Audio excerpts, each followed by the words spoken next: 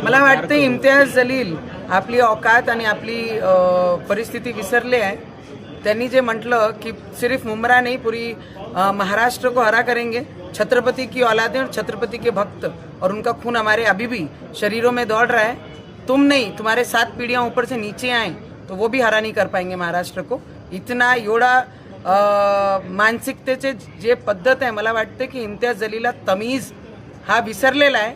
आम्ही मायनॉरिटी म्हणून, अल्पसंख्याक म्हणून या देशामध्ये त्यांना आपले घरामध्ये, आपल्या देशामध्ये खपून घेत आहे। त्याचा अर्थ हे नाही की सगळ्यांनी बांगड्या घालून बसलेले आहे। ज्या दिवशी आम्हाला दाखवण्याची वेळ आली तर 15 सेकंड आजही काफी आहे। तुमच्या स्वप्नातही हिरवं करणं हा पूर्ण होणार नाही। आणि असे लोकांना ज्यांना तमीज विसरलेले आहे, जे बायांबद्दल जेही बोलतात, पत्रकार परिषद घेऊन पूर्ण महाराष्ट्राला धमकी देऊन राहिल्या की ज्या छत्रपती शिवाजी महाराजांचा महाराष्ट्र आहे त्या पूर्ण महाराष्ट्राला आपण हिरवा करू, तर तुमच्या धमक्याला आम्ही भीक सुद्धा घालत नाही। इम्तियाज जलील, लक्षात ठेवा, तुम्ही ज्या शहरात राहतात त्या शहराचं नाव संभाजी महाराजांच्या नावाने दिलेला शहर आहे।